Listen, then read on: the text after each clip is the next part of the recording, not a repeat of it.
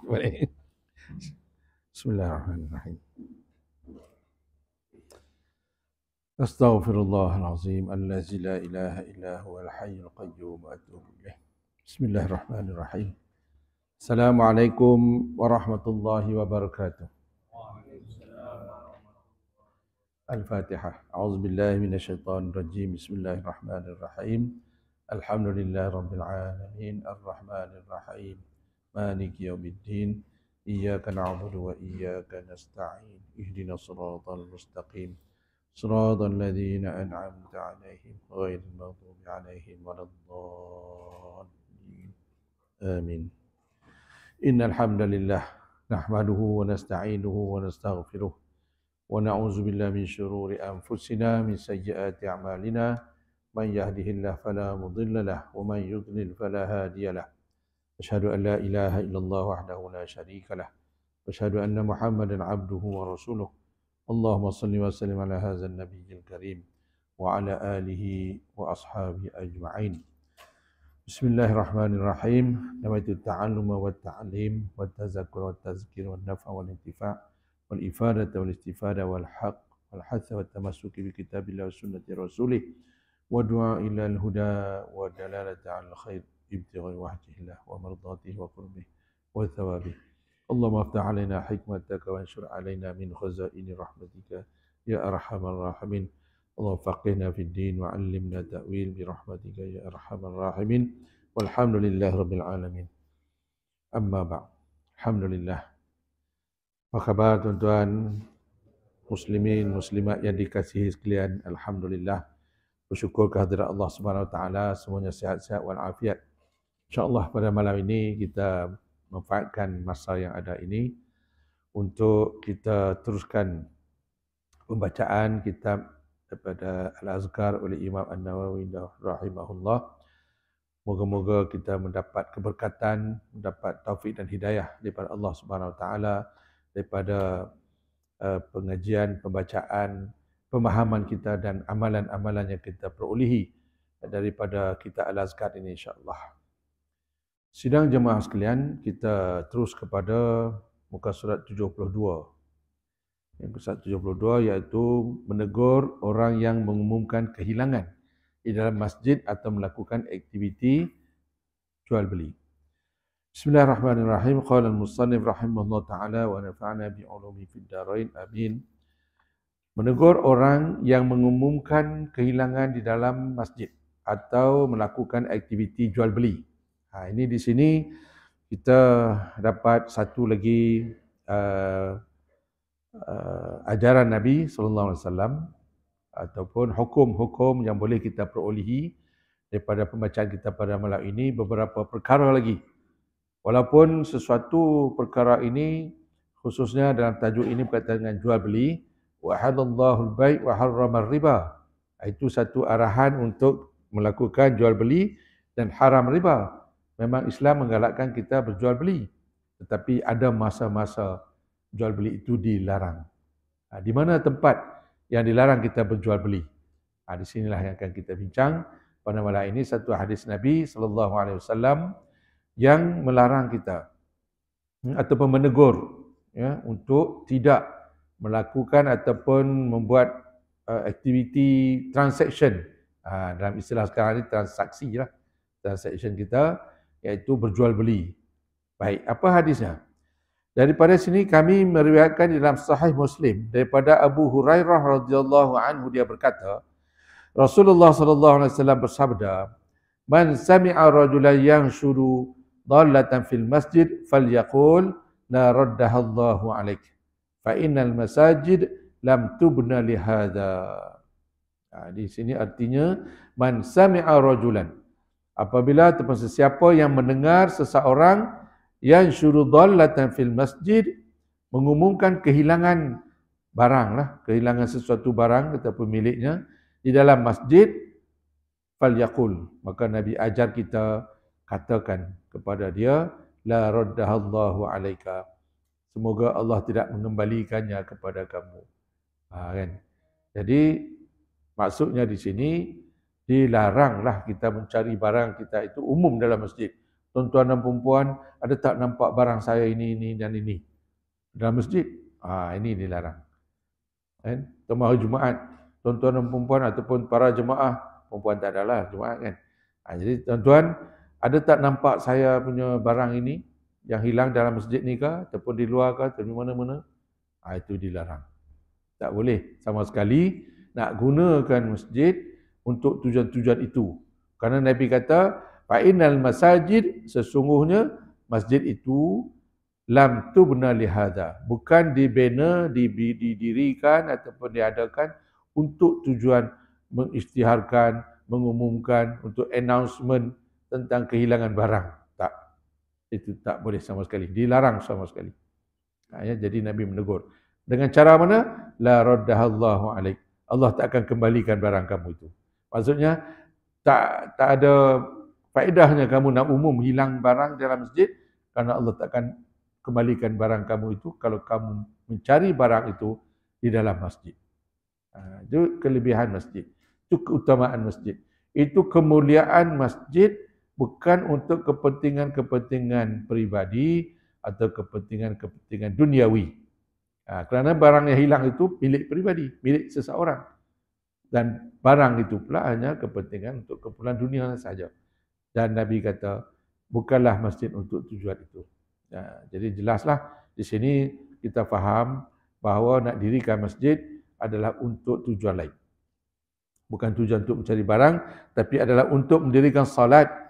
Untuk, kita tengok dalam hadis yang lainnya, iaitu Allah Subhanahu Wa Taala, Rasulullah SAW menyebut, wa fi hadzal hadis yaqulu Nabi sallallahu alaihi wasallam, idza ra'aitum ay idza syahadtum wa ayantum man yabi'u aw yabta' ay man yabi'u sil'atan aw yashtari syai'an fil masjid faqulu ay idza ra'aitum zalika faqulu la arbahallahu tijaratak. Dalam riwayat yang lain sini Nabi kata la raddahallahu alaik, tapi dalam riwayat yang lain Nabi sebut la arbahallahu tijaratak. Kalau berhubung kait dengan perniagaan lah, tapi di sini berkaitan dengan barang hilang ini, maka Nabi kata Allah tak akan kembalikan barang kamu yang hilang itu. Kan? Baik. Baik. Jadi oleh itu, kerana masjid ini tujuannya apa? Wa hadza du'a alaihi bil alla yajida dhallatahu wa ma dha'a minhu zajran lahu ala su'i fi'lihi wa tashwishihi ala musallin wa dzakirin Allah fil masjid. Kerana apa? Kerana dia akan mengganggu konsentrasi tumpuan. Jadi mengganggu tumpuan jamaah. Kerana dalam masjid ni orang datang nak solat, nak baca Quran, nak berzikir, ataupun nak menuntut ilmu, ataupun untuk majlis-majlis ilmu. Itu tujuannya, bukan untuk mencari barang dan sebagainya, ataupun untuk berjual beli dan sebagainya. Itu Nabi larang ya. Jadi oleh itu kami meriwayatkan juga dalam Sahih Muslim daripada Buraidah radhiyallahu an bahawa seseorang mengumumkan kehilangan di dalam masjid, siapa yang menjumpai unta merahku. Ini satu riwayat kisah zaman Nabi lagi. Jadi dulu unta lah. Kalau sekarang ini kita tak ada unta lah. Motor ke kena curi, motor ke hilang dan sebagainya. Tapi zaman Nabi itu ada kisah bagaimana seorang kehilangan unta. Unta pula unta merah. Unta merah ni unta yang paling baik, the best. Ya, camel. Sebaik-baik unta di zaman itu. Di tanah Arab lah, ataupun di padang pasir dan sebagainya, unta yang berwarna merah. Jadi hilang pula unta tu. Maka dia pergi cari dalam masjid. Dia tanya orang dalam masjid, nampak tak unta merah saya yang hilang? Jadi di sini Nabi kata, la raddahallahu alaik. Allah takkan kembalikan unta merah kamu itu. Itu maksudnya. Jadi di sini Nabi SAW bersabda, dia tanya pasal unta merah, Nabi kata, la wajadta innama bunyatil masajid lima bunyat lahu. Iaitu semoga kamu tidak menemuinya. Jadi Nabi bukan menyokong ataupun menyetujui ataupun menolong dia. Bukan tujuan nak menolong dia. Tapi Nabi kata takkan kau temuinya. Sebab dia salah tempat, wrong place. Maksudnya dia salah tempat. Dia bertanya unta merah dia hilang, salah tempat.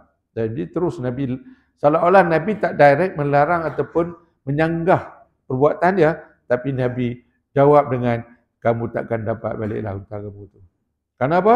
Nabi sambung lagi, innama bunyatil masajid, sesungguhnya masjid ini dibina sesuai dengan tujuan pembangunannya. Apa tujuan masjid? Bersujud. Sujud dalam masjid. Kita solat dalam masjid. Membaca Quran, mengaji Quran dalam masjid. Berzikir, bermunajat, berdoa. Itu dalam masjid. Dan mengaji, menuntut ilmu, pengajian-pengajian agama, khususnya berkaitan dengan Allah Subhanahu Wa Taala dan berkaitan dengan Rasul Sallallahu Alaihi Wasallam dan sebagainya. Jadi oleh itu, dikata di sini, dalam hadis ataupun riwayat yang lain,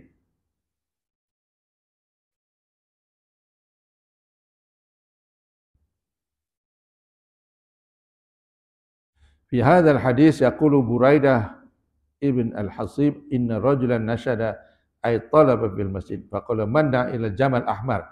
Ini hadis tadi ni, dia tanya man da'a ila jamal ahmar ay man ta'araf ila jamal al-ahmar fada alaihi nabi sallallahu alaihi wasallam la wajadta. Itu tadi. Ay al-jamal wa dalla hadha anna al-matlub liman sami'a nashida an dhallati fil masjid ay yad'u alaihi bi an la yalqaha fa innama bunyatil masajid lima bunyatillah ai minas salah, iaitu dikatakan tadi sesungguhnya dibina untuk digunakan masjid ini untuk tujuan sesuai dengannya, iaitu as-salah ataupun zikrillah ataupun tilawah, membaca Quran wa nahwiha dan seumpamanya. Jadi maknanya perkara yang berkaitan dengan ibadat lah, berkaitan dengan ibadat, mendekatkan diri kepada Allah, membaca Quran, tafsir Al-Quran, tadabbur Al-Quran. Banyak perkara yang nak dilakukan dalam masjid, bukan hanya untuk nak cari barang hilang saja. Ini maksudnya perkara besar lah. Aktiviti atau perbuatan seseorang nak mengumumkan sesuatu yang hilang dalam masjid, itu sangatlah salah. Itu kita dapati orang nak jual minyak atar lah, apa sebagainya kan. Itu pun kena tengok juga berkaitan dengan hadis ini. Kecuali nak sedekah tak boleh. Tapi kalau nak berjual beli, itu dilarang. Ataupun kita nak iklan. Dulu pernah di masjid saya tu, di Rasah Kemayan, mungkin dia orang tak, yang membuat itu dia tak faham hadis ini. Dia nak iklan apa saya tak ingat. Sesuatu dia nak iklankan dalam masjid. Dia nak promosi satu dalam masjid. Sebenarnya tak boleh lah. Kalau mengikut hadis ini tak boleh. Jadi sekarang ni ada satu dia promosi menjual satu aplikasi application Quran Thing dan sebagainya. Walaupun berhubungan dengan Quran, tapi di sana ada aktiviti jual beli. Dia menjual, ada sahabat atau jemaah yang membeli. Jadi saya tengok belum sempat lagi nak berjumpa dengan sahabat kita tu, nak menyebutkan hadis ini, bahawa dia tak boleh melakukan perkara itu dalam masjid. Dia promote sesuatu barangan, ada niat transaction, ada niat menjual beli, menjual dan membeli. Walaupun tujuannya untuk sahabat kita tu, faedahnya memudahkan dia mengaji Quran, mudah dia belajar bahasa Arab melalui aplikasi tersebut dan sebagainya. Tapi di sana ada elemen, ada unsur-unsur jual beli. Jadi berkaitanlah dengan hadis ini. Walaupun nak jual beli, benar aplikasi Al-Quran. Jadi di sana ada aktiviti membeli, menjual dan membeli. Dan ada wang ataupun berkaitan dengan wang dan sebagainya. Jadi itu, kalau rujuk pada hadis ini, maknanya tak boleh lah. Jadi tak boleh. Dalam masjid tak boleh ada unsur-unsur seperti mencari untung. Mencari untung, mencari dana, ataupun maksudnya mencari habuan dari aktiviti jual beli dan sebagainya, tak boleh. Baik, selesai. Jadi oleh itu, maka tidaklah boleh kita lakukan perkara seperti itu. Ingatlah, ya, dan nasihatlah rakan-rakan sahabat kita yang ada kecenderungan, ada keinginan nak melakukan aktiviti itu, nasihat dia lah supaya buat di tempat lain, di rumah ataupun di luar pada masjid lah, luar pada masjid. Surau kalau ikut uh, tempat ibadah, masjid itu tempat ibadah. Surau ni pun tempat ibadah juga. Tempat kita sujud, tempat kita mengaji. Dia cuma namanya surau, tak diisytihar sebagai masjid. Tapi mungkinlah larangan itu tak semestinya, tak kuat di masjid. Tapi kalau di surau ni, kalau boleh elakkanlah juga. Karena di sini aktiviti apa? Apa tujuan bina surau? Adakah nak berjual beli? Tidak betul dan tidak sesuai. Walaupun kita persamaannya berbezalah antara masjid sebab Nabi SAW mention jelas di sini al-masajid atau masjid. Tapi kalau surau itu musalla, ya, tidaklah sama. Tapi kalau berlaku juga taklah larangan itu sekuat mana larangan dalam masjid. Jadi kalau di surau ni tak sampai tahap masjid lah. Jadi kalau berlaku juga, kat luar tu boleh lah. Kat kafe tu boleh lah. Maksudnya dalam ruangan masjid. Maksudnya dalam masjid itu di mana tempat yang boleh kita iktikaf. Di masjid. Jadi di ruang-ruang yang namanya masjid, di ruang-ruang yang mananya disunatkan kita berniat iktikaf, di situ juga dilarang untuk berjual beli. Di luar daripada itu, Masya Allah, silalah. Silalah kan. Nak buat juga silakan. Tapi kalau ya, ruang solat yang istiharnya masjid. Ini kena lihat dari fatwa. Kalau masjid tu ruangnya macam mana? Yang maknanya kita boleh melakukan iktikaf. Itu masjid dan itulah ruang-ruang itulah dilarang kita duduk bisik-bisik nak jual-jual beli, tak boleh. Luar itu boleh lah. Tak boleh. Jadi keluar macam lobi di kafe, car park, boleh lah.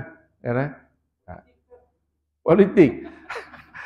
Politik ini tidak di-mention lah, tak ada hadis yang nak melarang kita bercakap pasal politik. Maksudnya, politik ini suatu yang ada dalam Islam. Ada dalam Islam. Itu tak ada larangan untuk memberi maklum ya, tentang hal-hal ahwal tentang pentadbiran ataupun hal-hal berkaitan dengan kebahagiaan, kesejahteraan, kepentingan. Tapi tidaklah boleh kita menimbulkan sesuatu yang boleh timbulkan pergeseran. Tujuannya mesti baik. Jadi kalau kita macam sekarang ini, sukarlah kita nak sebut. Kan? Jadi tak mau sebutlah perkara sekarang ini.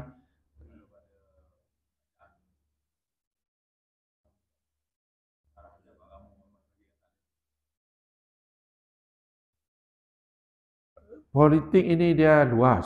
Jadi kalau kita nak tak sebut pun kena sebut juga. Ya, dalam khutbah Jumaat contoh, kita nak sebut apa? Tentang kebajikan umat Islam. Ittaqullah.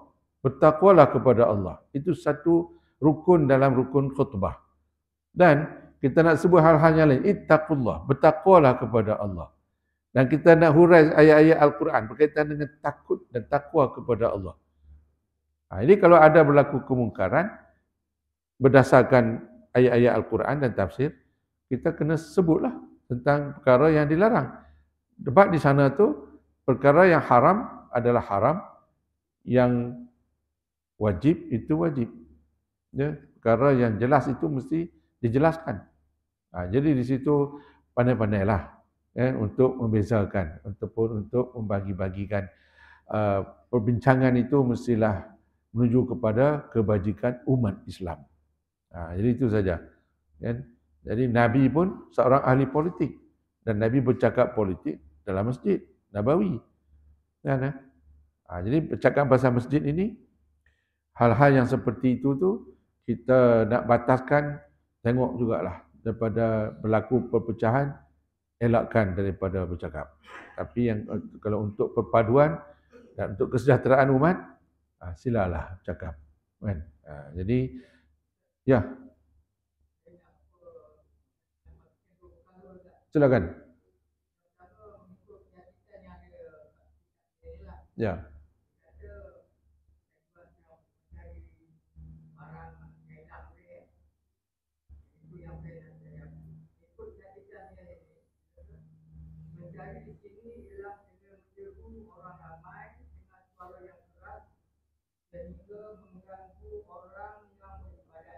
Ya.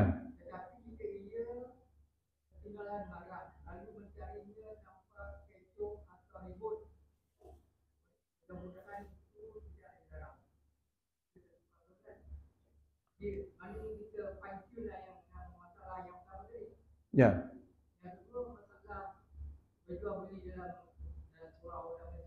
Ya.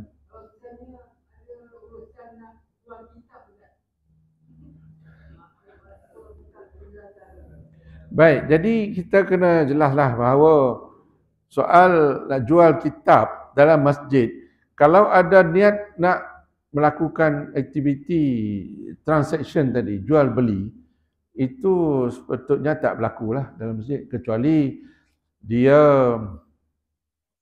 nak infak kitab itu. Tapi kalau kita nak jual beli kitab, itu sebenarnya dia bukan jual beli. Dia lebih kepada nak menolong orang untuk membeli. Dia tolong nak beli. Bukan dia tukang beli. Atau bukan dia owner pada kitab tu. Ataupun dia bukan mencari untung di atas kitab tu. Itu situ. Kalau ada unsur-unsur keuntungan, itu dilaranglah.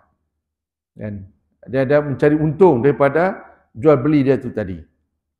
Tapi kalau dia nak tolong beli, satu ustaz baru nak mula kuliah. Jadi semua jemaah nak cari kitab.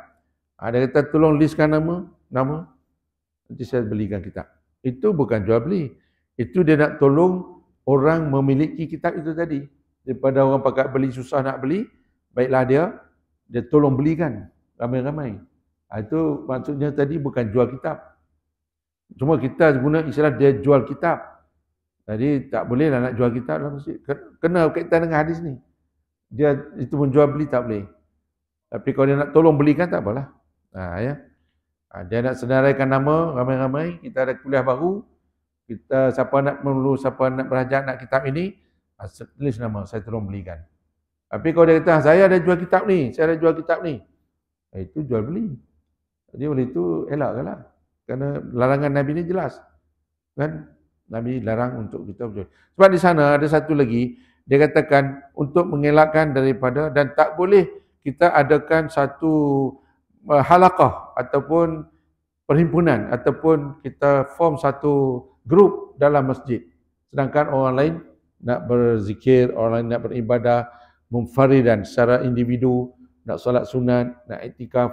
So kita di ujung sana kita buat satu grup untuk hal-hal macam tadi. Nak jual beli dan sebagainya. Itu yang dilarangnya. Baik, jadi soalan tuan tadi, iaitu pada saya lah kalau lihat kepada larangan ini, maksudnya tidak bolehlah ada unsur-unsur keuntungan atau sebagainya. Boleh tuan? Yang pertama tadi boleh? Yang pertama tadi bukan? Yang hilang tu. Oh, kalau dia hebah sampai menimbulkan kekecohan, bising dalam masjid. Sebab dalam masjid ni tak boleh buat bising sebenarnya.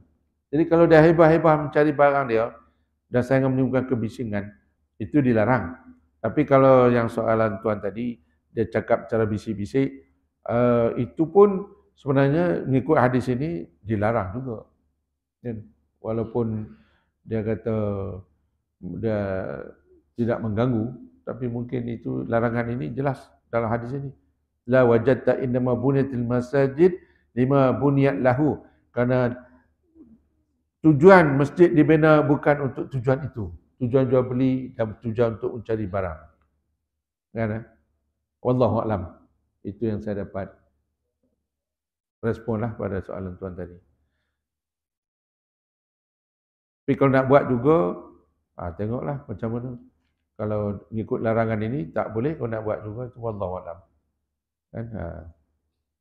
Baik. Ya. War-warkan barang yang hilang.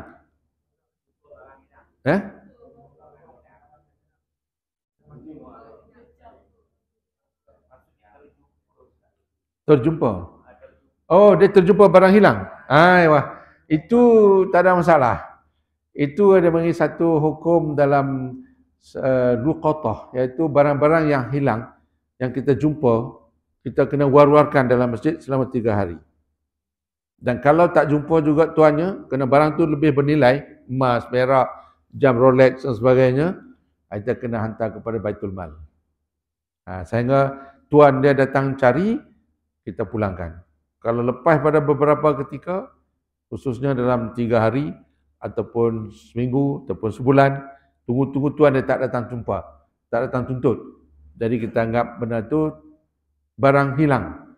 Ada satu hukum, yang mana hukumnya barang hilang itu kena diserahkan kepada Baitul Mal. Jadi barang umat Islam.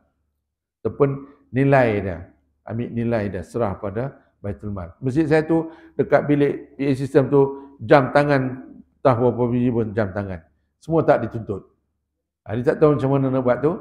Jadi tengoknya macam mana nilainya. Kalau nak jumpa pejabat ataupun Baitul Mal macam mana, serah barang itu pada dia. Ya? Batal pun tak nak. Sebab dia pun susah nak urus. Tapi mana nak hantar barang tu? Jadi mau dia, tapi ada satu ustaz tu, siapa nama dia tak ingat. KPP, Ketua Penolong Pengarah Baitul Mal tu. Dia selalu taklimat dan ceramah dan seminar-seminar. Dan kadang kalau ikut, dia kena terima lah barang-barang itu. Sebab nak tinggal di masjid pun, tak ada manfaatnya untuk umat Islam. Tapi kalau balik, serah kepada Baitul Mal, kalau barang tu bernilai, bolehlah. Kalau tidak, fikirlah apa cara untuk selesaikan barang itu. Jualkah ataupun macam mana tindakannya. Wallahualam. Baik, seterusnya, kami meriwayatkan dalam Sunan At-Tirmizi di akhir kitab Al-Buyu' daripada Abu Hurairah radhiyallahu anhu bahawa Rasulullah SAW bersabda, "Idza ra'aitum man yabi'u aw yabta'u fil masjid faqulu la arbahallahu tijaratika wa idza ra'aitum man yanshuru fihi dhallatan faqulu la raddallahu alaik." Maksudnya, apabila kamu melihat seseorang melakukan aktiviti jual beli di dalam masjid, idza ra'aitum man yabi'u aw yabta'u, aktiviti transaction lah, fil masjid, dalam masjid, faqulu, Nabi kata pada semua orang, maka ucapkanlah semoga Allah tidak menjadikan perdaganganmu beroleh keuntungan. La arbahallah tijarataka. Macam tadi tuan, kalau dia nak jual juga, Nabi kata di sini, Allah takkan memberi untung pada kamu, perniagaan kamu. Jadi larangan tu. Tapi kalau nak buat juga, cuma Nabi tidak kata haram, cuma Nabi kata tak ada untungnya kamu nak berniaga dalam masjid. Tak ada untungnya. Dan apabila kamu melihat seorang mengumumkan kehilangan di dalam masjid, itu juga dia kata, wa iza ra'aitu, Nabi bersabda, man yanshuru fihi dhallatan, dan apabila kamu melihat seorang mengumumkan kehilangan di dalam masjid, maka ucapkanlah semoga Allah tidak mengembalikannya kepadamu. Kan? Tapi macam tuan sebut tadi, jawatan kuasa masjid boleh umum. Dia bukan mencari, dia umum. Siapa punya jam tangan ini? Jadi sila ambil, jumpa jawatan kuasa masjid. Ataupun lepas solat Jumaat nanti, jumpa Bilal ke, jumpa Siak ke. Itu dia memulangkan barang yang terjumpa di tempat wuduk dan sebagainya. Itu dia bukan yang owner dia mencari, tapi pihak masjid yang nak pulangkan pada tuannya. Kan? Jadi di sini berbeza. Kalau dia hilang, dia bertanya dalam masjid, itu tak kena. Ataupun Rasulullah kata la raddallah, Allah takkan kembalikan barang kamu. Tapi kalau jawatan kuasa masjid nak pulangkan, tak samalah. Jawatan masjid nak memulangkan, bukan nak mengumumkan barang tu hilang, tapi nak pulangkan. Barang dah jumpa, dah ada dalam jawatan kuasa dan pihak masjid, tapi nak pulangkan. Umum saja. Jadi tak samalah dalam kedudukan dan situasinya. Kan? Okey. Jadi Imam Tirmizi mengatakan hadis ini dinilai hasan, nilai hadis hasan. Habis. Jadi dapatlah kita ambil ibrah ataupun pengajaran daripada hadis-hadis kita sebut tadi. Pertama, mencari barang dalam masjid dilarang, dan kedua, berjual beli dalam masjid juga dilarang. Cuma tak sebut haram saja. Tapi kalau buat juga, itulah dia yang Nabi kata, kalau berniaga tak ada untungnya, kalau cari barang hilang takkan jumpa hilang barang itu. Walaupun mungkin dia mafhum mukhalafah. Maksudnya pahamannya itu janganlah ataupun tak payahlah bertanya-tanya ataupun melakukan perbuatan itu dalam masjid. Tapi kalau buat juga, wallahu a'lam. Ya, jadi Nabi dah sebut dah tentang responnya ataupun kesan daripada perbuatan itu. Ya. Sama ada barang itu tak jumpa atau perniagaan itu tak untung. Itu saja. Wallahu a'lam. Baik, menegur orang yang mengalunkan syair dalam masjid pula. Baik, ini yang perkara 8 surat 73. Syair yang dimaksudkan di sini ialah syair yang tidak mengandungi pujian terhadap Islam. Maksudnya syair-syair yang tak ada kena-mengena dengan Islam. Ya, berkaitan dengan hiburan, berkaitan dengan lara lah. Ya, itu yang dimaksudkan tadi. Dan tidak ada nasihat untuk melakukan zuhud. Syair-syair yang tak ada membawa kepada kezuhudan, kepada mendekatkan diri kepada Allah. Syair-syair macam itu tidak boleh. Anjuran daripada kepada budi pekerti yang luhur dan sebagainya. Jadi syair ini macam baru ni apa dipanggil Coldplay ya. Coldplay itu tak ada unsur-unsur kerohanian tu. Lara banyak. Campur lelaki dan perempuan. Tutup aurat pun tidak. Kemudian tinggal solat. Ya, dan sebagainya. Dan khayal ataupun mengkhusyukkan. Tak ada unsur-unsur kesedaran. Tak ada unsur-unsur kerohanian. Tidak ada untuk membina jiwa iman dan takwa. Jadi itu syair yang dimaksudkan di sini, iaitu menegur orang yang mengalunkan syair. Apa katanya? Kami meriwayatkan di dalam kitab Ibn Sunni daripada Thauban radhiyallahu anhu, dia berkata, Rasulullah SAW bersabda, Man ra'aitumuhu yunshidu sya'ran fil masjid faqulu lahu faddallahu faka thalatha marrat. Iaitu man ra'aitumuhu yunshidu sya'ran. Siapa yang kamu lihat melantunkan syair di dalam masjid, faqulu. Di sini banyak Nabi perintahlah, amar, fi'il amar. Ya, secara jamak, iaitu faqulu lahu, bagi orang tadi yang nak bersyair itu, faddallahu faka.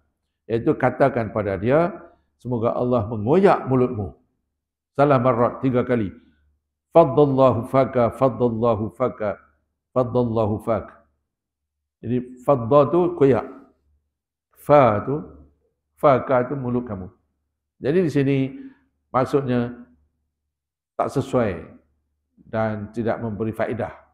Tak ada manfaatnya untuk bersyair dalam masjid bagi satu-satu syair yang tidak ada elemen-elemen kerohanian.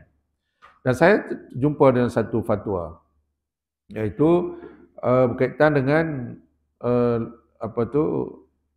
larangan hukum menasyid dalam masjid. Hukum nasyid ya, iaitu muzakarah jawatankuasa fatwa Majlis Kebangsaan bagi hal ehwal agama Islam Malaysia kali ke-106 bersidang tahun 2014. Ya, tahun bulan Oktober 2014.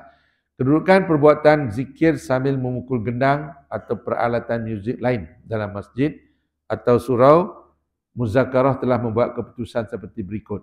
Ini berkaitanlah dengan hadis ini. Pertama, setelah meneliti fakta-fakta, hujah dan pandangan yang dikemukakan oleh muzakarah bahawa amalan berzikir adalah suatu tuntutan yang dianjur oleh Islam dan dianggap sebagai ibadah sunat bagi mengingati Allah dengan menyebut namanya. Satu, memang dituntutlah untuk berzikir. Yang kedua, muzakarah juga berpandangan bahawa amalan berzikir pada masa kini yang telah ditambah dengan cara memukul alat muzik, rebana, tabla dan sebagainya di dalam masjid atau surau oleh setengah pihak boleh mengganggu urusan ibadah orang lain yang datang untuk menunaikan salat, membaca Quran, berzikir dan sebagainya.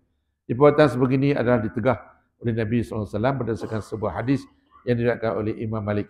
Iaitu maksudnya baginda mendapati para sahabat sedang sembahyang, mereka menguatkan menyaringkan bacaan, lalu baginda bersabda, sesungguhnya orang yang sembahyang itu bermunajat kepada Tuhannya, maka hendaklah engkau memerhatikan apa yang dia memunajatkan itu. Janganlah menyaringkan suara sebahagian dari kamu atas sebahagian yang lain dengan bacaan-bacaan Al-Quran. Yang kedua, muzakarah bersetuju untuk memutuskan bahawa melakukan zikir adalah harus jika ianya dilakukan dengan penuh adab dan boleh membawa kepada tercapai matlamat zikir.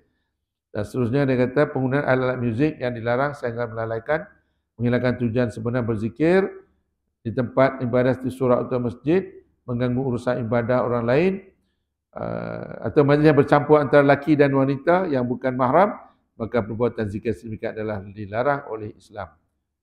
Ini berkaitan dengan zikir lah. Ataupun bersyair apatah lagi. Itu dalam berzikir. Kalau bersyair tentulah. Ya, samalah. Dikatakan tadi, syair itu yang membawa kepada kerohanian. Membina jiwa. Membina kerohanian. Jadi kalau mengguna alat-alat sambil mengganggu orang lain, Majlis Fatwa Kebangsaan Malaysia tu dan memberi fatwanya sendiri. Baik. Jadi berkaitanlah dengan hadis ini, iaitu siapa yang kamu lihat melantunkan syair dalam masjid, maka ucapkanlah semoga Allah mengoyak mulutmu. Itu 3 kali Nabi kata. Jadi samalah dan berzikir dan sebagainya. Kalau lebih-lebih sehingga menggunakan alat-alat dan sebagainya itu adalah dilarang. Karena tujuan tadilah yang dalam hadis awal tadi, iaitu tujuan bina masjid adalah bukan untuk tujuan untuk mengganggu orang lain. Ataupun tujuan-tujuan boleh mengganggu dan menjejaskan ibadah-ibadah orang lain yang ada dalam masjid. Ya. Ya.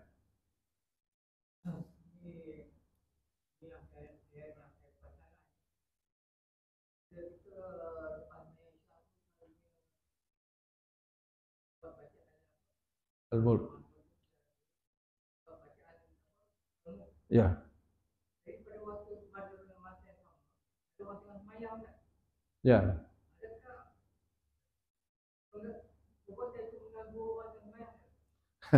Baik, terima kasih Tuan. Sebenarnya orang sembahyang itu dia sepatutnya awal sembahyang bersama berjamaah. Itu yang dituntut. Dan kalau dia terlewat sembahyang, itu maknanya aktiviti kita baca Al-Quran itu tidaklah satu yang melarang dia. Sebab kita dalam jamaah, dia seorang diri. Dan kita menghormati dia solat. Dan kita menghormati solat dia. Sebenarnya dia hadir bersama-sama jamaah di awal waktu. Itu yang sebaik-baiknya. Ya. Main sunat tu lain. Main sunat itu tidak menjejaskan aktiviti kita membaca Al-Quran. Dan kita membaca ramai-ramai itu adalah satu yang dituntut juga. Berjamaah. Alaikum bil jamaah. Maka aktiviti kita berjamaah itu lebih utama daripada dia seorang sembahyang sunat. Dia sembahyang sunat itu sunat. Dan kita baca Quran pun sunat juga. Tapi mana afdal? Yang individu dengan jamaah. Tentu yang jamaah itu lebih diutamakan. Dan jadi tidaklah mengganggu. Jadi soalannya, jawapannya, kalau kita baca surah Al-Mulk, sedangkan di belakang sana ada orang solat sunat dan sebagainya, itu dia patutnya sama-sama kita solat mengaji itu membaca surah Al-Mulk. Bukan dia membawa diri dia pergi solat sunat sana. Jadi apa yang jamaah buat itu, turutlah serta. Bukan dia nguruskan diri dia seorang di belakang sana. Ini pun satu lagi pemikiran ataupun tingkah laku jamaah kita. Yang jamaah buat, dia tak ikut serta, dia urus diri dia seorang-seorang di belakang sana. Tapi tak adalah halangan. Kalau mungkin dia ada hajat, dia solat hajat ke, ataupun lain-lain solat yang dia nak berhajat. Tapi yang penting, yang utama hendaklah dia turut serta bersama-sama dalam jamaah. Kalau mengaji surah Al-Mulk, turut serta dalam jamaah. Ataupun dia mungkin dah sibuk, dia meninggalkan majlis, itu tak ada hal lah. Tapi kalau dia nak solat sunat, dia sendirilah uruskan. Tapi yang jamaah tu teruskan. Tidak mengganggu apa-apa mana-mana pihak. Baik, jadi itulah saja yang dapat kita bincangkan pada malam ini. InsyaAllah pada pertemuan yang akan datang kita bincang soal azan pula. Ini pun menarik juga ni, soal azan ini ya. Sebab azan ini sesuatu kelebihan, fadilat azan. Ya. Dan azan ini pun bukan semua orang nak azan. Iaitu orang-orang tertentu yang dilantik menjadi muazzin. Yang tak jadi muazzin, tak apalah. Tapi kalau muazzin tak ada, volunteer lah, sukarela sesiapa nak naik azan. Sebab sebenarnya ada dua perkara, di antara jadi muazzin, jadi azan, tukang azan, ataupun jadi imam. Mana lebih penting? Itu kita bincang minggu depan. Ya, jangan ke mana-mana, kita nak bertemu pula dengan tajuk tersebut. InsyaAllah ya. Baiklah, jadi moga-moga mendapat manfaat daripada apa yang kita bincang tadi. Mana yang kurang itu kelemahan saya lah. Mungkin kita ada tak tepat di sana sini. Jadi kita sama-sama membuat rujukan. Mana yang terbaik itu kita ambil, yang kurang itu kelemahan saya lah. Di dalam memberi pandangan. Ya. Mungkin ada sana yang lebih baik lagi pandangan-pandangan yang lain, insyaAllah. Wallahu a'lam bissawab. Moga-moga kita berjumpa lagi dalam pertemuan yang akan datang. Auzubillahi minasyaitonirrajim. Bismillahirrahmanirrahim. Alhamdulillahirabbil alamin wassalatu wassalamu ala asyrafil anbiya'i wal mursalin wa ala alihi washabihi ajma'in. Allahumma ja'al jam'ana hadza jam'an marhuma wa tafarruqana min ba'di tafarruqan ma'suma. Allahumma ansur ikhwanana fi Palestin. اللهم انصر إخواننا في فلسطين اللهم انصر إخواننا في فلسطين اللهم انصر الإسلام والمسلمين والمجاهدين في كل مكان وفي كل زمن ربنا آتنا في الدنيا حسنة وفي الآخرة حسنة وقنا عذاب النار وصلى الله على سيدنا محمد وعلى آله وصحبه أجمعين والحمد لله رب العالمين والسلام عليكم ورحمة الله وبركاته.